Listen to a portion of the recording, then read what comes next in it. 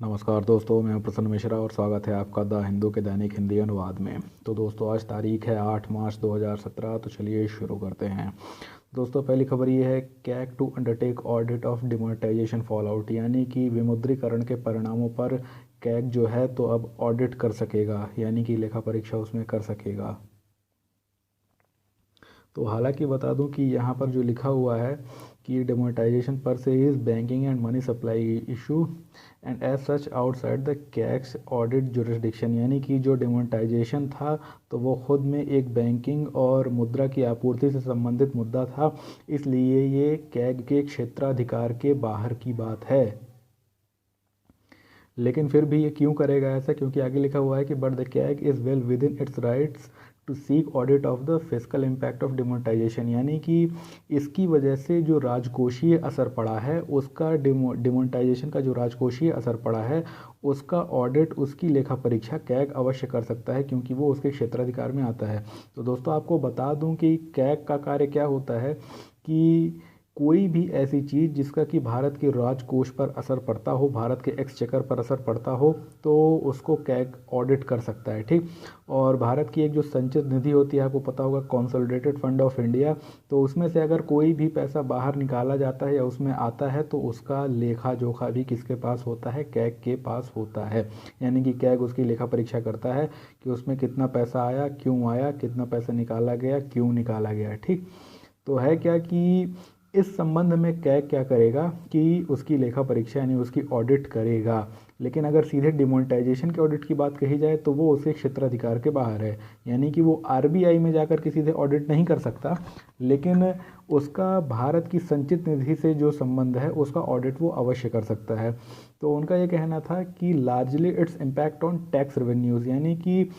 Demonetisation का tax revenue यानी कि कर की प्राप्ति पर कितना असर पड़ा है, तो उसका वो अध्ययन करेंगे। That way the issue gets linked with the public exchequer, क्योंकि यही एक वो रास्ता है जिससे कि कैग जो है तो राजकोष से इस डिमोनेटाइजेशन को जोड़ सकता है। यानी कि डिमोनेटाइजेशन का वो सीधे अपनी तरीके से ऑडिट नहीं कर सकता है, लेकिन अगर करना चाहता है तो उसको एक्सचेकर यानी राजकोष से जोड़ करके कर सकता है। तो यहाँ पर उन्होंने लिखा है कि this would be expenditure on printing of notes, RBI dividend to the consolidated fund, यानी कि इसके अलावा जो नोट छापने में खर्च आया है और साथ ही साथ जो आरबीआई का लाभांश होता है जो कि भारत की संचित निधि में जमा होता है, तो उसमें क्या फ़र्क पड़ा है, तो इस चीज़ पर भी कैग विचार करेगा। और आपको बता दूं कि जो पैसा खर्च हुआ है नोट को छापने में, तो वो भी कहाँ से, वो कंसोलिडेटेड फंड से ही निकाला गया है पैसा, तो इसलिए कैग भी उसकी लेखा परीक्षा करेगा। इसके अलावा उनका कहना था कि बहुत सारे जो बैंक ट्रांजैक्शन हुए हैं तो उसका भी वो डाटा इनकम टैक्स डिपार्टमेंट से प्राप्त करेगा। और साथ ही साथ कैग का ये कहना था कि इस दौरान, पूरे डिमोनेटाइजेशन की प्रक्रिया के दौरान, जो कोई भी टैक्स इवेजन हुआ है यानी कि कर की चोरी हुई है और उसके लिए जो इनकम टैक्स डिपार्टमेंट है उसने जो कोई अपनी तरफ से लेखा जोखा रखा है, तो उसमें जो कोई भी रिस्क होंगे और एरर्स होंगे और जो ओमिशंस होंगे, यानी कि उसमें जो जोखिम होंगे, जो गलतियां होंगी और उसमें जो चीज़ छोड़ दी गई रही होंगी, जो ओमिशंस कहलाती हैं, तो उनकी वो पहचान करेगा और उसके बाद वो अपने तरीके से उसकी लेखा परीक्षा करेगा और ये उस पर रिपोर्ट बनाएगा कि जो कुछ भी अकाउंटिंग की गई है इनकम टैक्स डिपार्टमेंट या कि किसी अन्य डिपार्टमेंट के द्वारा, तो उसके क्या परिणाम हुए हैं और वो कितनी हद तक सही है। ठीक। और एक महत्वपूर्ण चीज़ जो यहाँ पे ये है कि जो जीएसटी काउंसिल है, तो जीएसटी काउंसिल ने ये तय किया है कि जीएसटी का जो एक प्रारंभिक मसौदा यानी कि प्रिलिमिनरी ड्राफ्ट बना था, उसके सेक्शन 65 यानी धारा 65 को हटा दिया जाए, क्योंकि धारा 65 क्या करता है कि कैग को जीएसटी की लेखा परीक्षा करने यानी ऑडिट करने की इजाज़त देता है। ठीक। लेकिन क्या है कि अब जीएसटी काउंसिल चाहती है कि उसको वहाँ से हटा दिया जाए। तो कैग ने कहा है कि हमने अपनी जो चिंताएं हैं इस संबंध में तो गवर्नमेंट के सामने रख दी हैं।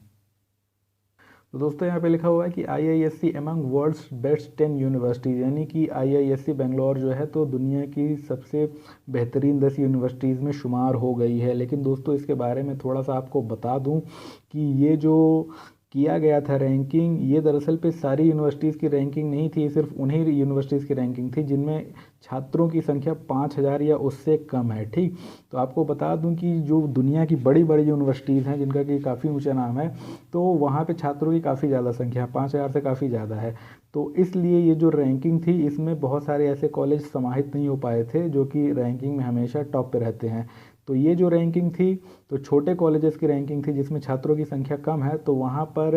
IISc बेंगलोर को 8वां स्थान मिला है। ठीक, और उसके अलावा जो पहला स्थान प्राप्त करने वाली यूनिवर्सिटी इसमें है तो वो है कैलिफोर्निया यूनिवर्सिटी। हालांकि आपको बता दूं कि इस कैटेगरी में जहां कैलिफोर्निया यूनिवर्सिटी ने पहला स्थान प्राप्त किया, तो जब वो ओवरऑल रैंकिंग में देखी जाती है तो तकरीबन वो 201वें से 250वें स्थान के बीच में होती है, यानी कि वो 200 के भी अंदर नहीं होती, 200 के बाहर ही हुआ करती है। तो आप सोच सकते हैं कि जो कैलिफोर्निया यूनिवर्सिटी जो खुद 200-250 के रैंकिंग में है, तो अगर वो यहाँ पे पहली रैंकिंग में आ जाती है, तो जो 8वीं रैंकिंग में है IISc, तो वो कितनी पीछे होगी, यानी कि वो हो सकता है कि 500 के भी पार हो। तो कुल मिलाकर के इससे ये बात तो बहुत स्पष्ट रूप से नहीं पता चल पाती है कि ये जो रैंकिंग थी तो इससे IISc कितनी बेहतरीन यूनिवर्सिटी बन के सामने आई। इतना ज़रूर पता चलता है कि ऐसी यूनिवर्सिटीज़ जहाँ पर केवल पोस्ट ग्रेजुएशन प्रोग्राम्स या कि PhD प्रोग्राम्स चलाए जाते हैं, जैसे कि IISc में होता है, यहाँ पे कोई अंडर ग्रेजुएशन प्रोग्राम यानी कि जो बैचलर डिग्री है यहाँ पे नहीं दी जाती है, यहाँ पे केवल मास्टर्स की डिग्री दी जाती है और PhD प्रोग्राम चलाए जाते हैं। तो ये है कि जो इस तरीके के इंस्टीट्यूशंस हैं जहाँ पर सिर्फ PhD के प्रोग्राम या कि मास्टर्स के प्रोग्राम होते हैं, उनमें ज़रूर इसकी स्थिति जो है तो काफ़ी अच्छी मानी जा सकती है। हालांकि अगर ओवरऑल बात की जाए तो वहाँ पर अभी भी ये दुनिया की बाकी यूनिवर्सिटी से बहुत पीछे है। तो दोस्तों यहाँ पे लिखा हुआ है कि supreme court open surrogacy window for singles, यानी कि अकेले लोगों के लिए सरोगेसी का रास्ता सुप्रीम कोर्ट ने खोल दिया है। तो दोस्तों खोल दिया है क्या, अभी एक तरीके से एक रिप्रेजेंटेशन या प्रतिनिधित्व की बात कही गई है, जो मैं बताता हूँ आपको क्या है। तो एग्जैक्टली क्या होगा वो तो आगे चल के देखा जाएगा। ठीक, ये तो अभी एक छोटी सी विंडो, एक छोटा सा रास्ता इन्होंने निकाला है, लेकिन वो सफल होता है कि नहीं वो देखा जाएगा। तो आपको बता दूं कि सरोगेसी से संबंधित भारत एक बिल तैयार कर रहा है, एक विधेयक तरह तैयार कर रहा है। ठीक, अभी क्या है कि ये जो विधेयक है जिसका कि नाम है सरोगेसी रेगुलेशन बिल 2016, तो ये एक संसदीय समिति यानी कि संसद की एक स्टैंडिंग कमेटी है, तो उसके द्वारा अभी जांचा परखा जा रहा है, यानी कि वहाँ पे अभी उसकी एग्जामिनिंग चल रही है कि इसमें क्या सही है, क्या गलत है, क्या जोड़ा जाए, क्या इसमें से निकाला जाए। ठीक, यानी कि उसमें जो कुछ भी प्रावधान है तो उनके संबंधों में अभी वहाँ पर विचार विमर्श चल रहा है। तो ऐसी स्थिति में क्या हुआ था कि एक याचिका डाली गई थी सुप्रीम कोर्ट में जिसमें कि मांग की गई थी कि सरकार ने इसमें सिंगल लोगों के ऊपर सरोगेसी के लिए जो बैन लगा दिया है तो उसको हटाए। यानी कि अभी जो है तो इसमें जब इसका ड्राफ्ट का मसौदा आया था और पब्लिक के सामने रखा गया था तो लोगों ने उस पर आपत्ति जाहिर की। क्यों? क्योंकि उसमें ये लिखा गया था कि सिर्फ और सिर्फ वो लोग जो कि शादीशुदा हैं लेकिन फिर भी उनके बच्चे नहीं हो रहे हैं तो वही सरोगेसी के लिए आगे आ सकते हैं। यानी कि ऐसे लोग जो सिंगल हैं जिन्होंने विवाह नहीं किया है तो वो सरोगेसी से बच्चा प्राप्त नहीं कर सकते। आपको पता होगा कि कुछ दिन पहले